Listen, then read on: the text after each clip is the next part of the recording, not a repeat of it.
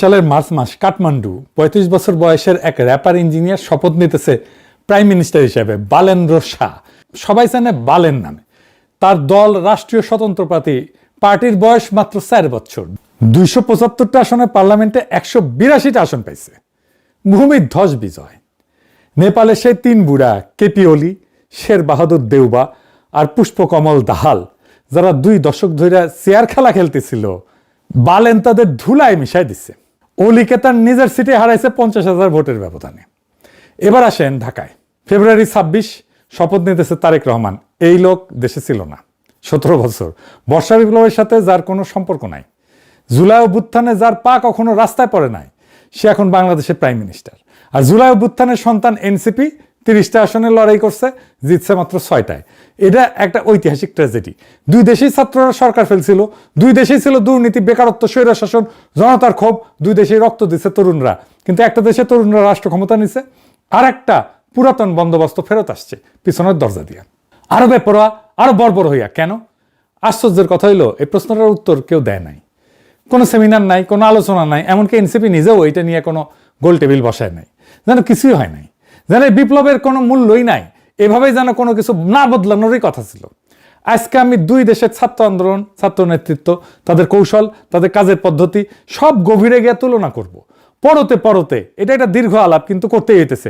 কারণ এই বিশ্লেষণ না বুঝলে আগামীর 5 বছরের বাংলাদেশ বুঝতে পারবেন না। আগে বুঝে নেই নেপালে ঠিক কি ঘটেছিল। নেপালের গল্প বুঝতে হইলে একটু পেছনে যাইতে হবে। 2008 থেকে 2025, মাত্র 17 বছরে নেপালে 14টা সরকার, 8 জন প্রধানমন্ত্রী। কোন সরকার 5 বছর টেকে নাই। 3 জন বুড়া নেতা, ওলি, দেউবা আর দাহাল, পালা করে চেয়ার বদল করত। জনগণের কাছে কোনো জবাবদিহিতা নেই। সেই দেশের 20% বেশি তরুণ বেকার। প্রত্যেক দিন হাজার হাজার নেপালি দেশ ছাড়তেছে লেবার ভিসায়, মালয়েশিয়া, কাতার, আমিরাতে যায় শ্রম বেচতে। আর সেই সময় এই 3 বুড়ার ছেলেমেয়েরা কি করতেছিল? ইনস্টাগ্রামে বিলাসী জীবনের ছবি দিতেছিল। দুবাইয়ের ছুটি, লন্ডনে কেনাকাটা, দামি গাড়ি, প্রাইভেট জেট। তরুণরা একদিন এটা দেখতে দেখতে হ্যাশট্যাগ বানাইলো নেপো বেবিজ, মানে হইতেছে স্বজন পোষণের বেবি, শিশু।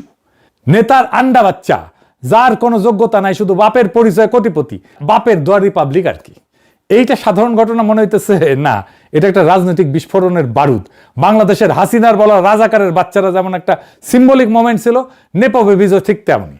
তারপর 4 সেপ্টেম্বর 2025 ওলি সরকার 26টা সোশ্যাল মিডিয়া প্ল্যাটফর্ম ব্যান করে দিল। Facebook, YouTube, WhatsApp, TikTok, Instagram সব কি সাফাই দিল? বললো এরা নতুন ডিজিটাল লাইনে রেজিস্ট্রেশন করে নাই। হ্যাঁ, আসল কারণ হইল এই নেপো বেবিস ট্রেন্ডটা এমন ভাইরাল হইতেছিল, দুর্নীতি এক্সপোজ হইতেছিল, আইডার পাইডা উঠতেছিল না। ট্র্যাডিশনাল মিডিয়া তো ম্যানেজ করা যায়, মালিকরে ফোন দেওয়া যায়। লাখ লাখ তরুণের ফেসবুক পোস্ট কেমনে এটা ম্যানেজ করবে? সেটা কন্ট্রোল করার উপায় নাই। তাই ব্যানের আসল টার্গেট ছিল তরুণদের অর্গানাইজিং ক্যাপাসিটিকে ধ্বংস করে দেওয়া। শুধু তথ্য আটকানো না, একসাথে জড়ো হওয়ার প্ল্যাটফর্মটাই কেড়ে নেওয়া। এটা ছিল ওলির সবচেয়ে বড় ভুল। কারণ তরুণরা সোশ্যাল মিডিয়া ছাড়াই রাস্তায় নেমে আসছে। মৈতীঘর, মান্ডালায়, সংসদ ভবনের সামনে লাখ লাখ মানুষ, পুলিশ গুলি চালাইছে, 77 জন শহীদ হয়েছে, কম না? আন্দোলন থামে নাই। 9 সেপ্টেম্বর ওলি পদত্যাগ করছে, মন্ত্রীরা পালাইছে, ছাত্ররা মন্দিরের জাঙ্গিয়া পর্যন্ত খুলে নিছে পলাইতে গিয়া, মারছে, পিটাইছে। এখানে নেপালের প্রথম অসাধারণ কাজটা ঘটছে। আমরা ধরার আগে হাসিনা তার মন্ত্রীরা পলাইছে, যারা দেশে ছিল তাদের প্রোটেকশন দিছে ওয়াকারানন্দ পৌবাদ, ক্যান্টনমেন্টে আশ্রয় দিয়া। তারপর তাদের নিরাপদে পার করিয়া দিছে, নিরাপদে দেশ ছেড়ে চলে গেছে। সেনাপ্রধান ডাকছে পলিটিক্যাল পার্টিদেরকে, পলিটিক্যাল পার্টিগুলো ড্যাং ড্যাং করতে করতে বাসে চাইপে গেছে ক্যান্টনমেন্টে। কিন্তু নেপালের সেনাবাহিনী কি করলো?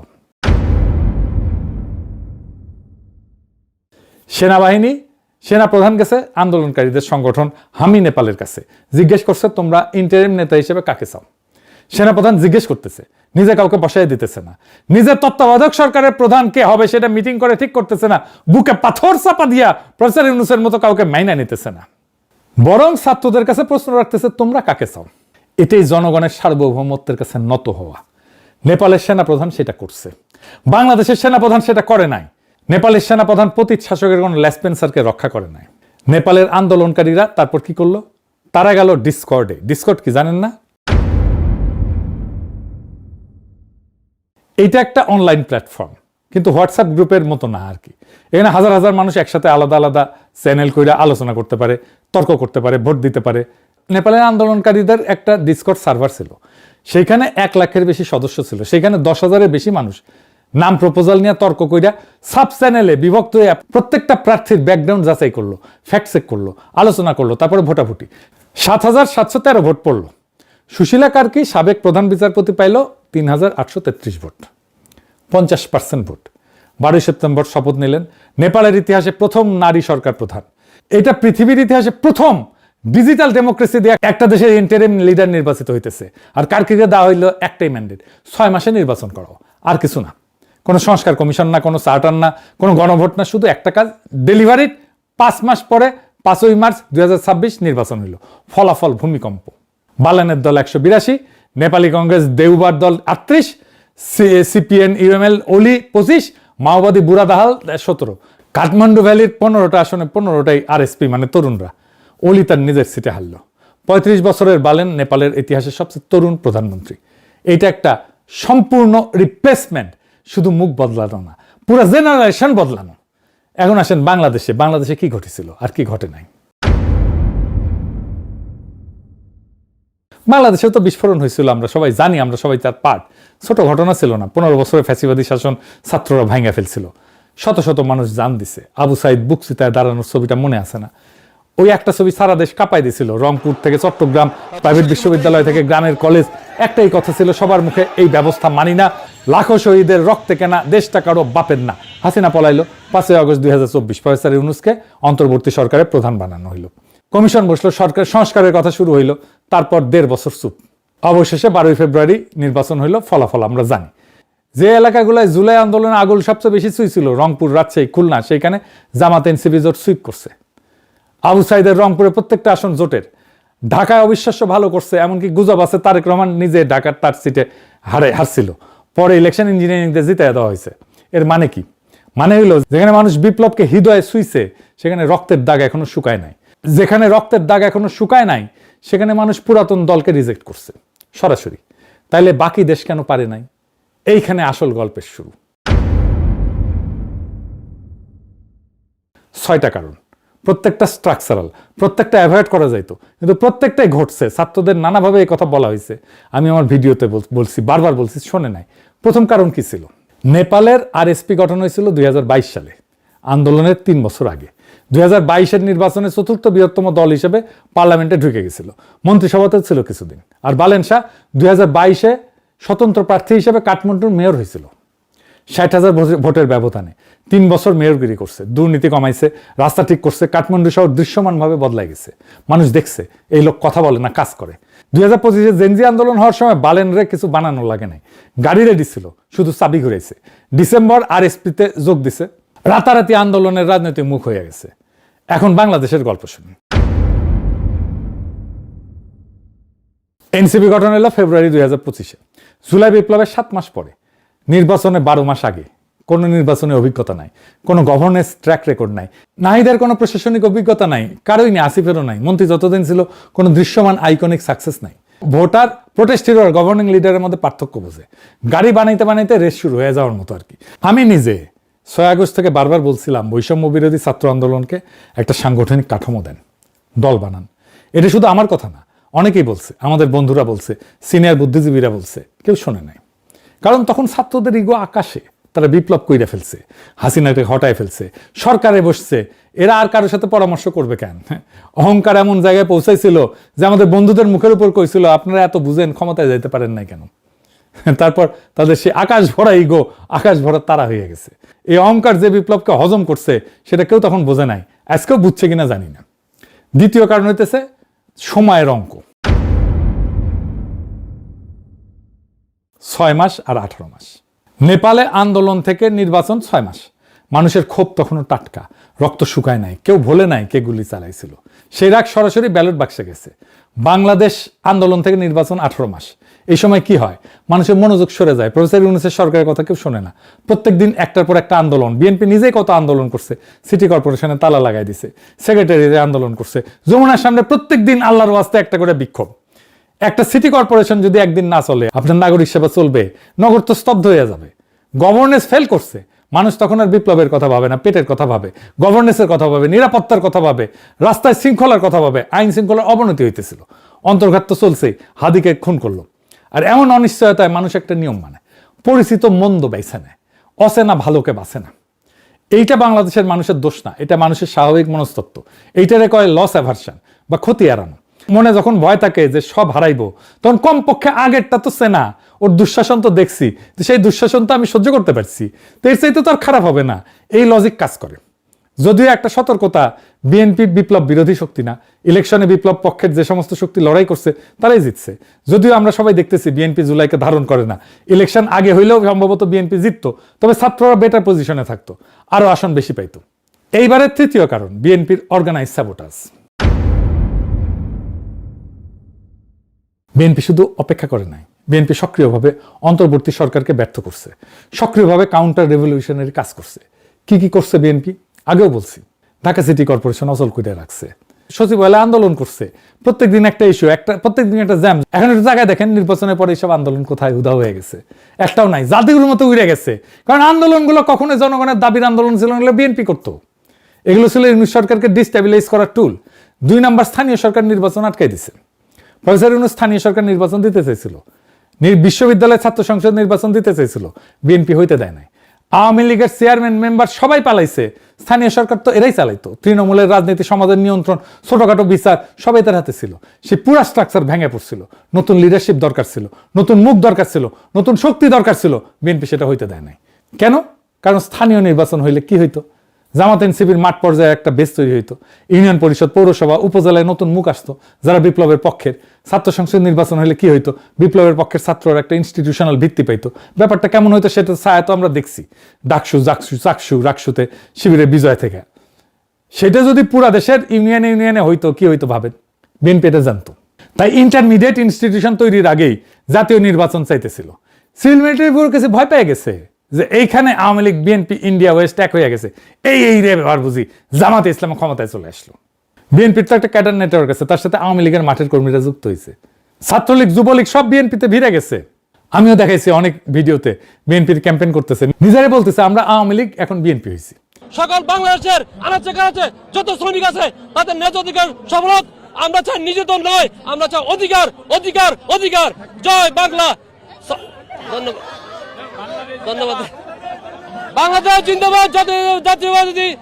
এই বিএনপির মাঠের লোকের অভাব হয় নাই, ইউনিয়ন পর্যায়ে সংগঠন আছে, কিন্তু 1 বছর পুরনো এনসিপির সেটা নাই। এটা একটা ক্লাসিক কাউন্টার রেভলিউশনারি কৌশল। এটা আমার কথা না, ইতিহাসে বারবার এটা দেখাইছে।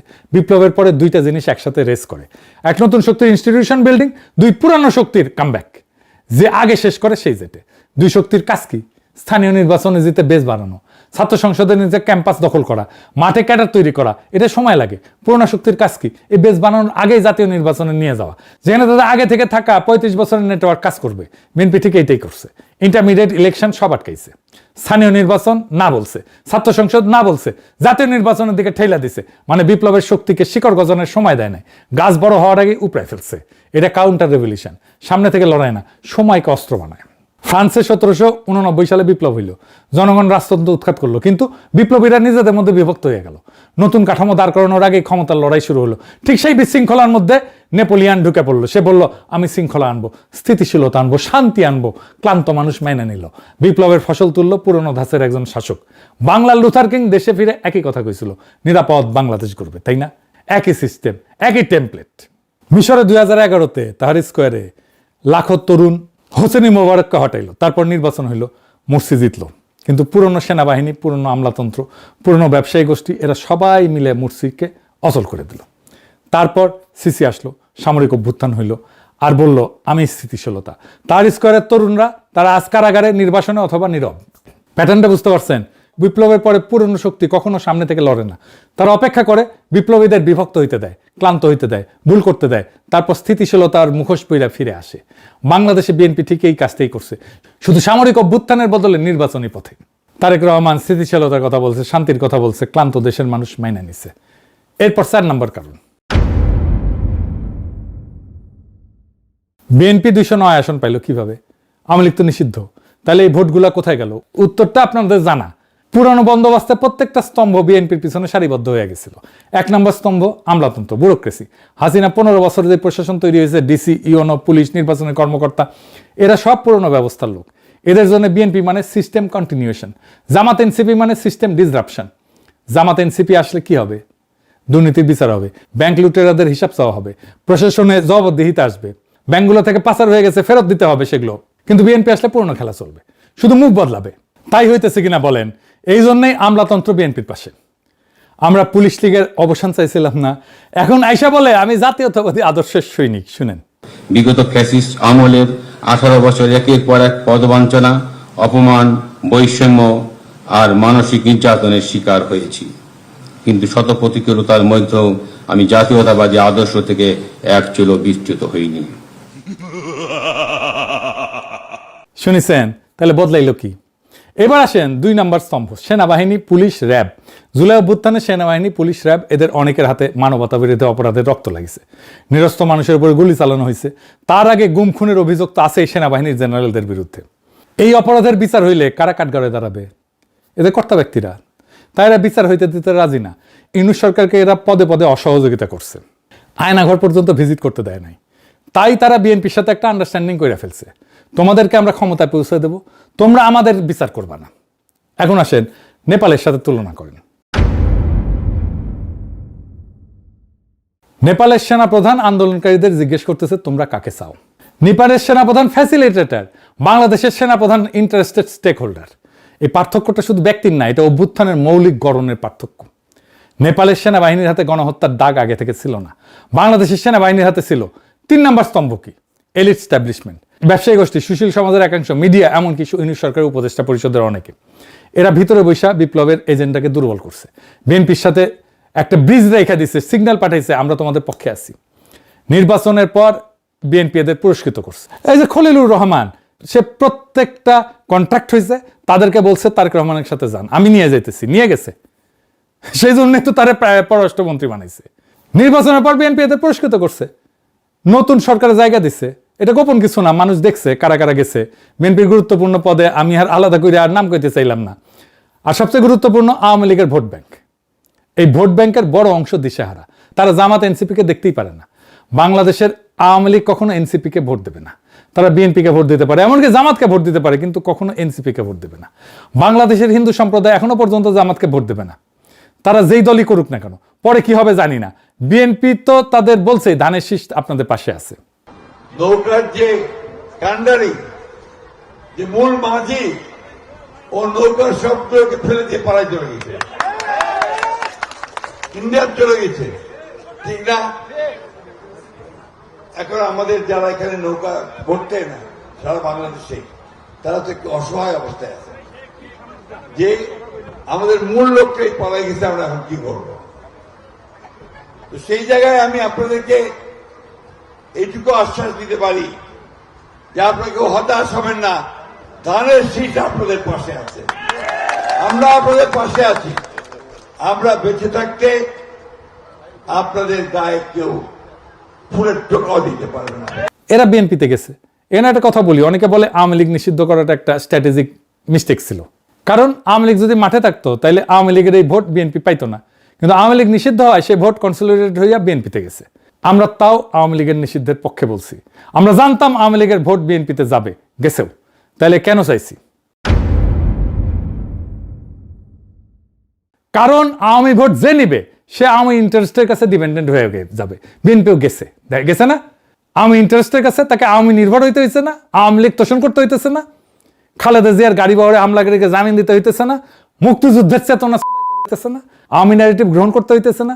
আওয়ামী লীগ যত বেশি মুক্তিযুদ্ধের কথা কইছে তার চেয়ে বেশি কইতেছে বিএনপি, যেন বিএনপি মুক্তিযুদ্ধের চ্যাম্পিয়ন।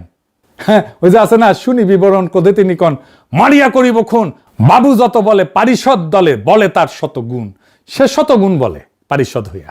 বিএনপি মুক্তিযুদ্ধের কথা। আর কি হয়েছে? এই বিএনপির হিস্টোরিক ভোট ব্যাংক বিএনপি থেকে সরে আসবে, সরে আসতেছে। জামাত এনসিপি যে ভোট পাইছে তার অর্ধেক তো বিএনপির ভোট ব্যাংকের ভোট। লং টার্মে বিএনপির ক্ষতি হবে, তাই হয়েছে, আরো ক্ষতি হবে। পঞ্চম কারণ কি? এবারে ইউনূস সরকারের দিকে তাকাই। এখানে নেপালের সবচেয়ে নাটকীয় কন্ট্রাস্ট। নেপালে অনেকে ভোটাভুটি করে, ছাত্র আন্দোলনকারী ভোটাভুটি করে অন্তর্বর্তীকালীন সরকারের প্রধান নির্বাচন করছে। বাংলাদেশে হাসিনা পালানোর পরে কি হলো? কয়েকজন ইউনিভার্সিটির টিচার, কয়েকজন ছাত্র নেতা একটা ছোট্ট গ্রুপ বসে সিদ্ধান্ত নিল প্রফেসর ইউনূস। কোনো বিস্তৃত আলোচনা নাই, কোনো গণভোট নাই, কোনো ব্রেনস্টর্মিং নাই, কোনো ডিসকর্ড নাই, কোনো পাবলিক ফোরাম নাই, একদম টপ ডাউন ডিসিশন, সেনা সমর্থিত ট্রানজিশন। ফ্যাটাল মিস্টেক এটা। একটা আন্দোলনের জন্য নেপালে হাজার হাজার মানুষ ইন্টারিম নেতা বাছাই করছে, বাংলাদেশে কয়েকজন মিলা ঠিক করে দিছে। আপনি যত বেশি মানুষকে ডিসিশন নেওয়ার টাইমে ইনভলভ করবেন তত বেশি ওন করবে তারা। ছাত্ররা যাদের সাজেশন নিয়ে সরকার তৈরি করছে তারাই সবচেয়ে বেশি সমালোচনা করছে ইউনূস সরকারে, এখনো করতেছে। গণতন্ত্রের প্রথম অরিজিন স্টোরি থেকে এই সরকার ড্যামেজড। সবচেয়ে ভয়ানক ভুল, প্রফেসর ইউনূসকে কোনো ম্যান্ডেট দেওয়া হয়নি যে আমরা কি চাই, এই তালিকাটাই তৈরি হয়নি। কার কি জানতো? একটাই কাজ, নির্বাচন। ইউনূস জানতো না তার কাজ কি, সংস্কার, নির্বাচন, শাসন, নাকি তিনটাই। উনি নিজেই বলছেন আমার কথা শুনতে হবে, পরে দেখা গেল ওনার কথা কেউ শোনে না। এমন একটা প্রশ্ন আসে, তাইলে কেন দ্রুত নির্বাচন দিয়ে চলে গেলেন না প্রফেসর ইউনূস? 6 মাসে ছেড়ে দিলেই তো হতো। কারণ হতেছে বাংলাদেশের মানুষ বিএনপিকে বিশ্বাস করে না। বিএনপি আগেও ক্ষমতায় ছিল 2001 থেকে 6, সেই সময় দুর্নীতি, হাওয়া ভবন, তারেক রহমানের 10% গল্প, খাম্বা, হাসিনা পালানোর পরে অব্যাহত চান্দাবাজি, খুন, জখম, ধর্ষণ। বিএনপি নামা বলে এই যে এখানে 271টা খুন করছে, 81টা ধর্ষণ করছে বিএনপি এই 20 মাসে। আপনারা যখন দেখবেন তখন ব্যাটছে কিনা আল্লাহ মালুম। মানুষের এটা মনে আছে তার দুঃশাসনের কথা, মানুষ জানতো দ্রুত নির্বাচন দিলে হয়তো বিএনপি আসবে আর তাদের পরিবর্তনের প্রতিশ্রুতি রাখবে না। তাই জনদাবি ছিল আগে সংস্কার হোক, তারপরে নির্বাচন হোক। এই দাবিটা যুক্তিসঙ্গত ছিল, কারণ আমরা দেখতেছি সংস্কার যা করে গেছিল ইউনূস সরকার, কোনটাই তারা রাখতেছে না, গুম অধ্যাদেশ বাতিল করে দিছে। কিন্তু সমস্যা হলো সেই সংস্কার করার সক্ষমতা ইউনূস সরকারের ছিল না। কেন ছিল না? কারণ ইউনূস সরকারের উপদেষ্টা পরিষদে বসানো হয়েছিল এমন সব মানুষদের যাদের সাথে জুলাই বিপ্লবের ন্যূনতম কোনো সম্পর্ক নাই, বিপ্লবের প্রতি কমিটমেন্ট নাই, পলিটিক্যাল ক্যাপিটাল নাই, জনভিত্তি নাই, সংগঠন নাই, রাজনৈতিক পেশি নাই, পলিটিক্যাল মাসল নাই। একজন উপদেষ্টা দেখেন তো যার ফলোয়ার আছে? নাই। কারণ এরা সব টেকনোক্র্যাট, এনজিওর লোক, তার উপরে বেশিরভাগই বুড়া। প্রফেসর ইউনূস ওনার ওয়াইফের ডাক্তারকে উপদেষ্টা বানাইছেন। হ্যাঁ, চিন্তা করেন, এরা হয়তো চিন্তাশীল বা ইন্টেলিজেন্ট মানুষ, কিন্তু এক্সিকিউটর না। ফলে কঠিন রাজনৈতিক সিদ্ধান্ত নেওয়ার সময় এরা পিছায় যেত, আর এক্সিকিউট করতে গেলে হাসিনা আমলে ব্যুরোক্রেসি বাধা দিত। কারণ সেই ব্যুরোক্রেসি কোনো কারণ নাই বিপ্লব সফল করার। আর বিপ্লবের আসল শক্তি প্রাইভেট বিশ্ববিদ্যালয়ের ছাত্রছাত্রী, তরুণ নারীরা, সোশ্যাল মিডিয়া অ্যাক্টিভিস্ট, গার্মেন্টস শ্রমিক, রিক্সাওয়ালা, দিনমজুর, মাদ্রাসা ছাত্র, আলেম, এদের কাউকে কাছে টানা হয়নি। আলেমদের মামলাগুলো পর্যন্ত তোলা হয়নি সব। ইউনূস সরকার শুধু ছাত্রদের একটা অংশ আর টেকনোক্রেট দিয়ে চলছে। পলিটিক্যাল বেস ছিল অত্যন্ত সংকীর্ণ। অল্প বয়সী ছাত্ররা সরকারে গেছে, 27 বছরের নাহিদ, 26 বছরের আসিফ, এদের কাঁধে পুরো রাষ্ট্রের ভার। কোনো এক্সপিরিয়েন্স নাই, কোনো প্রোটেক্টিভ শিল্ড নাই, কোনো ইনস্টিটিউশনাল সাপোর্ট নাই, কোনো ম্যানেজারিয়াল ক্যাপাসিটি নাই। ছাত্রদের বাদ দেন, আমি আসিফ নজরুলকে শিখাইছি আইজেনহাওয়ার ম্যাট্রিক্স কি, কারণ উনি টাইম ম্যানেজমেন্ট করতে পারতেছিলেন না। উনি কইতেছিলেন না যে সারাদিন কাজ করেন উনি, কেন সারাদিন কেন কাজ করতে হবে একজন উপদেষ্টার? এই ম্যানেজারিয়াল ক্যাপাসিটি না থাকার কারণে প্রত্যেকটা ভুল এদের নামে চলে যেত। সাধারণ মানুষ দেখছে এরা আগের চেয়ে ভালো কিছু করতে পারতেছে না, বরং উল্টা এদের নামে দুর্নীতি, চাঁদাবাজির অভিযোগ। আমি জাজমেন্ট দেবো না, কিন্তু পারসেপশন তৈরি হয়েছে তো। আর এই পারসেপশন সামলানোর কোনো ক্যাপাসিটি এনসিপির ছিল না, কারণ আমি আগেই কইছি তারা প্রোটেস্ট ছিল, গভর্নিং লিডার না। এই দুইটা সম্পূর্ণ আলাদা স্কিল সেট। এখানে আর একটা গভীর সমস্যা ছিল, ছাত্রদের একাংশের মধ্যে একটা আত্মম্ভরিত তৈরি হয়েছিল, বিশেষ করে মাহফুজের মধ্যে। তারা মনে করতো যে বিপ্লব তারাই নির্মাণ করছে, কিন্তু বাস্তবতা কি? বাস্তবতা হইলো ছাত্ররা বারুদে আগুন ধরায় দিছিল, এটাই যথেষ্ট ছিল, এটাই ঐতিহাসিক ছিল। কিন্তু সেই আগুনকে বিপ্লবের রূপ দিয়েছে সাধারণ মানুষ, রিক্সাওয়ালা, দিনমজুর, গার্মেন্টস শ্রমিক, মাদ্রাসা ছাত্র, গৃহিণী, যারা কোনো নির্দেশনা ছাড়াই রাস্তায় নেমে আসছিল। এরা তো ছাত্র নেতাদের নির্দেশে আসে নাই, নিজের তাগিদে আসছে। এটা ছিল একটা লিডারলেস এক্সপ্লোশন, এবং সেটাই ছিল এর সবচেয়ে বড় শক্তি। কিন্তু ছাত্র নেতারা মনে করলো এটা তাদের নেতৃত্বের ফসল।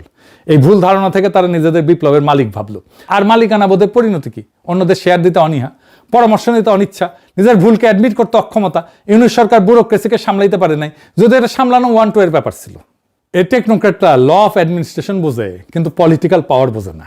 পলিটিক্যাল পাওয়ার মানে কাকে ভয় দেখায়, কাকে বন্ধু বানাইতে হবে, কোথায় চাপ দিলে কোন জিনিস ব্যাড হবে, কার বিরুদ্ধে শাস্তির ভয় দেখাইলে লাইনে আসবে। এইটা বিএনপি বোঝে, আওয়ামী লীগ বোঝে, ইউনূস সরকার বুঝতো না, জামাত এনসিও বুঝে না। ফলে স্থানীয় পর্যায়ে সোশ্যাল কন্ট্রোল যেটা ভ্যাকুয়াম পড়ছিল সেটা পূরণ করছে বিএনপির ক্যাডাররা। এবার আসেন 6 নম্বর কারণ। নেপালে কোনো দলের ইনস্টিটিউশনাল গ্রিপ বাংলাদেশের মতো গভীর ছিল না। মানে প্রশাসনের মধ্যে দলের ক্যাডার ছিল না কারোই। 14টা সরকার, 8টা প্রধানমন্ত্রী হয়, কোন দল 5 বছর থেকে না, তাহলে 3টা বড় দলের মধ্যে ভোট ছড়ানো ছিল, ক্যাডার নেটওয়ার্ক দুর্বল ছিল, তাই নতুন দলের জন্য জায়গা ছিল। বাংলাদেশে আওয়ামী লীগ আর বিএনপি 56 বছর ধরে পালাক্রমে শাসন করছে। প্রত্যেক ইউনিয়নে, প্রত্যেক ওয়ার্ডে, প্রত্যেক বাজারে 2 দলের লোক আছে। ছাত্রদল, ছাত্রলীগ, বিশ্ববিদ্যালয় থেকে ইউনিয়ন পর্যন্ত একটা ফিডার সিস্টেম তৈরি করছে। এই ডুওপলি এটা ভাঙা সহজ কাজ না। আওয়ামী লীগ নিষিদ্ধ হয়, সে ভোট ব্যাংক তৃতীয় শক্তিতে না যায় বিএনপিতে কনসলিডেট করছে। দুই দেশে দুইটা আলাদা চক্র। নেপালে কাজ করছে ভার্চুয়াস সাইকেল, দ্রুত নির্বাচন, রাগ ঠান্ডা হয় নাই, ক্ষোভ ঠান্ডা হয় নাই, পুরনো দলের স্যাবোটাজের সময় নাই, রেডিমেড দল আছে, প্রুভেন নেতা আছে, ফ্র্যাগমেন্টেড পার্টি সিস্টেমে নতুন দলের জায়গা ছিল, ভোটে জিতছে। বাংলাদেশে কাজ করছে একটা ভিশাস সাইকেল। ইউনুসের কোনো ম্যান্ডেট নাই, তাকে নির্বাচন করার সময় কোনো আলোচনা হয়নি, দীর্ঘ অন্তর্বর্তী পর্ব, মানুষ বিএনপিকে বিশ্বাস করে না, কিন্তু সংস্কারের সক্ষমতা নাই, বিএনপির অ্যাক্টিভ স্যাবোটাজ, স্থানীয় নির্বাচন, ছাত্র সংসদ আটকানো, নতুন শক্তির বেস তৈরি হয় নাই, সরকারে যাওয়া ছাত্ররা গভর্নিং ইমেজ তৈরি করতে ব্যর্থ হয়েছে, আত্মম্ভরিতায় বিপ্লবের বিস্তৃত ভিত্তকে কাছে টানে নাই, সেনাবাহিনী, প্রশাসন, এলিট সবাই বিএনপির পিছনে দাঁড়াইছে, আওয়ামী লীগ নিষিদ্ধ হয়, ভোট কনসলিডেট হয়েছে, বিএনপিতে গেছে, মোমেন্টাম শেষ, পুরনো দল দিচ্ছে। এটা একটা ধারাবাহিক সেন। একটা লিগ ভাঙলেও ফলাফল ভিন্ন হইতো। তাইলে বাংলাদেশ কি হাইরা গেছে? না, বাংলাদেশের বিপ্লব হারে নাই, বিপ্লবকে হারানো হয়েছে। এটা কোনো ন্যাচারাল ফেইলিয়র না, এটা একটা অর্গানাইজড কাউন্টার রেভলিউশন। বিপ্লব শেষ হয় নাই, বিপ্লবের প্রথম অধ্যায় শেষ হয়েছে। প্রথম অধ্যায়ে আমরা ফ্যাসিবাদ উপড়াইছি, দ্বিতীয় অধ্যায়ে আমাদের নতুন রাষ্ট্র করতে হবে। দুই অধ্যায়ের স্কিল আলাদা। প্রথম অধ্যায়ে লাগছে সাহস, দ্বিতীয় অধ্যায়ে লাগবে ধৈর্য। সাহস আপনাদের ছিল আমি মানি, কিন্তু ধৈর্য থাকবে তো। দ্বিতীয় অধ্যায়ের কলম এখনো তরুণদের হাতেই আছে, কিন্তু কলম থাকলেই লেখা যায় না, ইতিহাস সেটা শিখাই দিছে। তারা কি লিখবে, নাকি কলম হাতে বিলাপ করতে করতে আর একটা কলমধারী তাদের জায়গা নিয়ে নেবে? এই প্রশ্নের উত্তর তাদেরকেই দিতে হবে। আমাদের কাজ, আমরা দেখে যাব, আলোচনা করব, ভুল দেখাই দেব, এবং যখন তারা ঠিক পথে আসবে পিছনে দাঁড়াবো, সমর্থন করব। বাংলাদেশ তো জাগতেছে। নাসিরউদ্দিন পাটোয়ারিকে দেখেন, যেখানে যাইতেছে জনসমুদ্র হইতেছে। এখন সেই সবচেয়ে জনপ্রিয় তরুণ নেতা। মানুষ আসতেছে, ভরসা করার মতো নেতা চাইতেছে। তারা নাসিরউদ্দিন পাটোয়ারিকে পাইছে, পাইয়াই তাকে আঁকড়ায় ধরতেছে। এইভাবেই যারা যাবে তাদেরকে আঁকড়ায় ধরবে। সারা বাংলাদেশকে জাগাইতে হবে এভাবেই। সেটাই আমাদের আজাদি, সেটাই আমাদের বিপ্লবের পূর্ণতা। ইনকিলাব জিন্দাবাদ।